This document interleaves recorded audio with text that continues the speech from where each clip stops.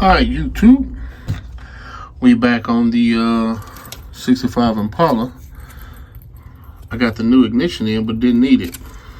I was able to make the new key cylinder work with the old ignition, mainly because the new ignition came with having to rewire all of this, and I didn't want to do it. So this is the original ignition. It's already wired up. So I was able to make the new cylinder work with this. So I'm gonna ship the other cylinder back and the ignition part back and say I didn't need it. But we do need one of these.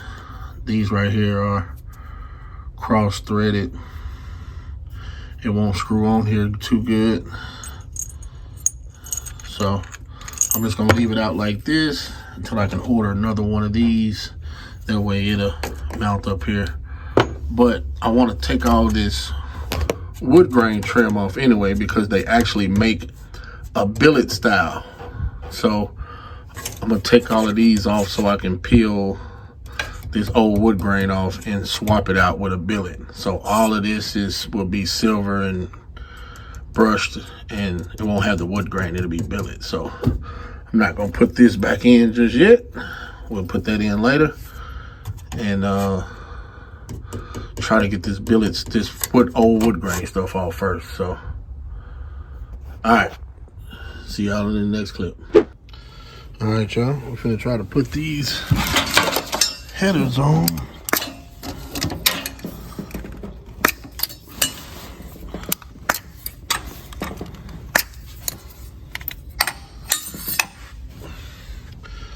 All right, let's see if we can put these on, and I'll be right back. Nah, what? Come on, Lemmy. There you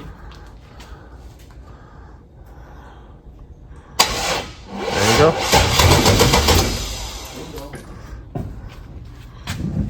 All right.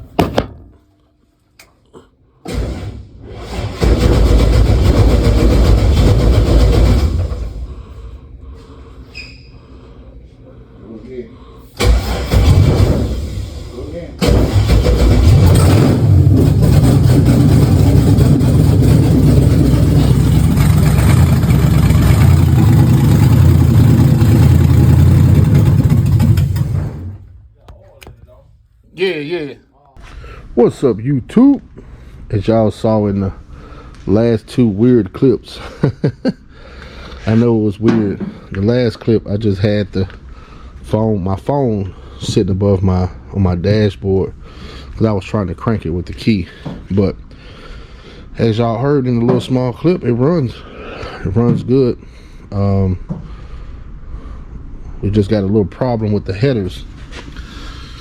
You see this part right here, the way these headers made, my spark plug wires is going to be rubbing on the headers. So either we're going to have to find another set of headers, or we're going to have to wrap this part. And I don't know if I want to wrap it, because it's going to only have this part wrapped, and I don't think it's going to look good. But I don't know. And it actually does it on the center on both sides. See, it's doing it on this side too. See, we had to take the silver piece off in order to make it work. So yeah, that's the problem. And then another problem, let me see. Yeah, another problem is, you see this speaker wire right here.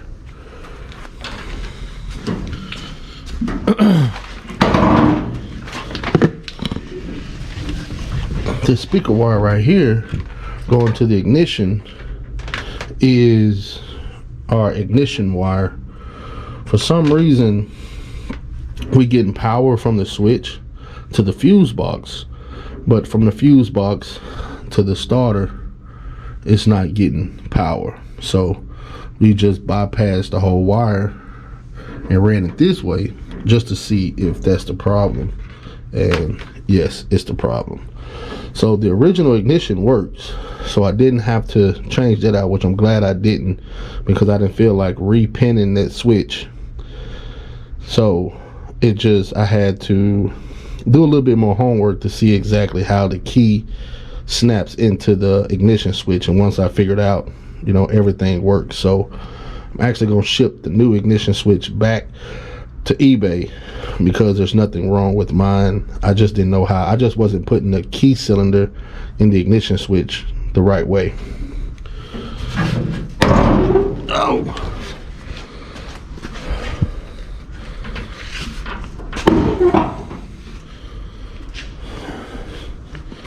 All right, YouTube. Now we just got everything mapped out, so just wanted to hear it run. So now what we're going to do is we're going to drill a hole somewhere down there. Then we're going to hide the fuse box, the computer, OB port. We're going to hide all of this in the dash. So we're going to drill a hole here, and then we're going to hide everything right here underneath the dash. And we're also going to put the battery in the trunk. So we don't want to have nothing under the hood. We want to keep the hood just straight clean, no wires, nothing. So we're going to mount everything down low, pull everything underneath the motor. We're going to hide the wires. We don't want any battery terminals. We don't want none of that showing. So everything with the computer, fuse box, everything is going to be on behind the dashboard, and the battery is going to be in the trunk, which would be a whole lot easier for me because I won't have to run power for the air ride all the way up to the front of the car. Everything will be in the trunk, and then I can just hide it with some beauty panels. Yeah, I tried to open up the trunk, y'all, but my trunk is locked and I don't feel like trying to find a flathead. But yeah, we can put the batteries like somewhere over in here and run all the wiring to here. I might do 2 batteries, put a battery over here and put a battery over here and let it run off each other, and make like the air ride run off this battery and the car run off this battery, and just get a bigger alternator. I'm not sure yet, but either way it goes, I'm gonna put it on this side or this side, and then we can make a beauty panel on both sides to hide everything so you can't see none of the wires or the battery itself. So that's the plan. So all right, YouTube, gonna go ahead and drill a hole and see if we can start running these wires to behind the dashboard, and then we can start wiring this thing up for good. And still got to figure out what we're going to do about this ignition wire, and we still got to install the gas pedal too. So I think now I'm finna go ahead and drill this hole and fish the wiring harness through the engine bay and try to see how I'm gonna mount all the computer and everything up here. So let's do that. All right, YouTube, we're back on the Impala, man. We're finna try to figure out. Went to Harbor Freight this morning and got a hole saw kit. So I'm trying to figure out where I want to put the harness. I don't know if I really want to hide it and put it under here, or if I want to, you know, put it like right here. Put it here, or put it under here. You know, so. But we got to take the harness back off and then feed it through the hole on the inside, because the fuse box won't be able to fit through the hole. And I want to put everything under the dash. I want to put the computer, the fuse box, I want to mount everything right there on the back wall. So everything. Because I don't want nothing seen here, no wires, nothing. So all right, y'all, let me figure out where I'm gonna drill this hole at, and we'll be back, man. We'll get ready to fish the wires through, but finna see where I want to put this hole at. Finna drill this hole. What's up, guys? What are you talking about?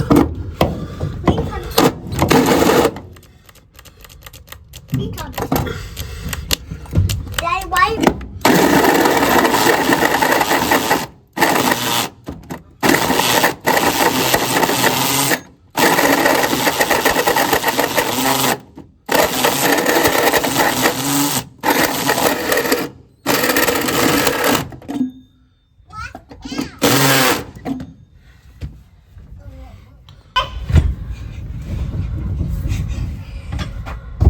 Alright, guys. Now how you turn this on?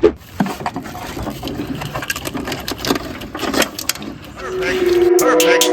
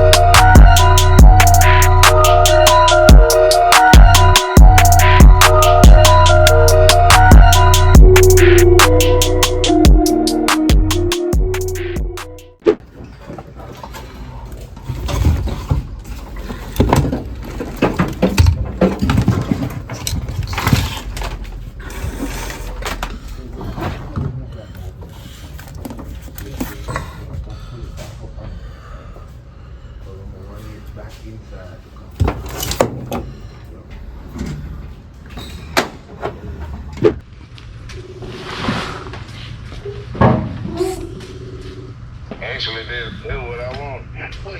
The red bean and the Cajun rice. Ooh.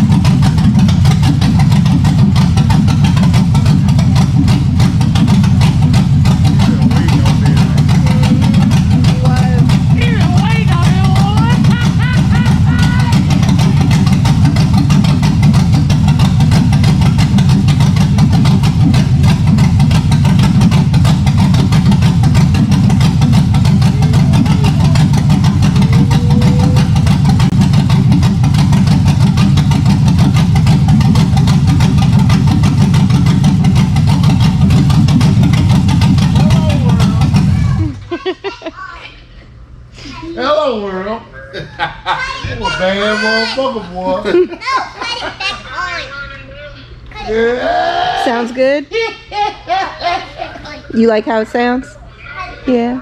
Shit. What my name is? Boy, my middle name should have been Goat.